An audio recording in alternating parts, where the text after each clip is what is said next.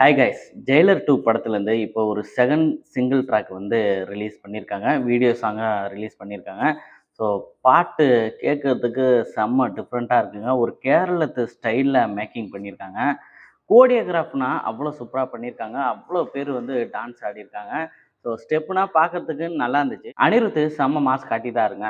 Director இந்த ஒரு ஒரு பாட்டுக்காகவே படத்த வந்து பார்க்கணும்ப்பா. அப்படி ஒரு பாட்ட போடுப்பான்னு சொல்லியிருப்பார் போல இருக்கு. அதனாலவே அனிருத் இறங்கி வெறித்தனமா வேலை செய்வார் போல இருக்கு. அதுவும் நம்ம ரஜினி சாருக்குன்னே. பாட்டோட லிரிக்ஸும் அந்த லிரிக்ஸ அனிருத் வாய்ஸ்ல கேட்கறதுக்கு செம்ம டிஃப்ரெண்ட்டாவும் இருக்கு. நல்லாவும் இருக்கு.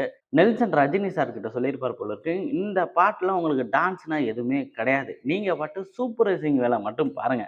இவங்க ஆடுறத அங்கங்க கவனிங்க சார். அது போதும். நம்ம அனிருத் பார்த்துக்குவாப்புல.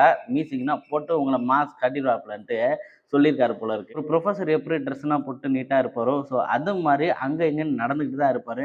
நம்ம அனிருத்தோட பிஜிஎத்துல தான் நம்ம ரஜினி சாரோட மாஸான ஒரு ஸ்டில் வந்து அங்க கிரியேட் ஆகும். நம்ம அருண்ராஜா காமராஜ் தான் இந்த லிரிக்ஸ் வந்து எழுதியிருக்காரு.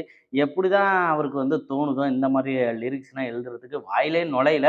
அத எப்படிதான் நம்ம அனிருத் சார் பாடுறாரு தெரியலங்க. செம்ம வைபா இருந்துச்சு இந்த பாட்டு. டான்ஸோட கோரியோகிராஃபி சூப்பரா பண்ணியிருந்தாங்க. எல்லாமே டான்ஸு செம்மையா ஆடியிருந்தாங்க. முக்கியமா அந்த ஒயிட் சேலையில ஆடுன அந்த உம்மனும் வேற லெவல் ஸ்டெப்புங்க எல்லாமே. ஜெயிலர் 2 படத்துல இந்த லிரிக்கல் வீடியோ சாங் இன்னும் பார்க்கலன்னா போய் பாருங்க. YouTubeல இப்போ ஸ்ட்ரீம் ஆயிட்டு இருக்கு.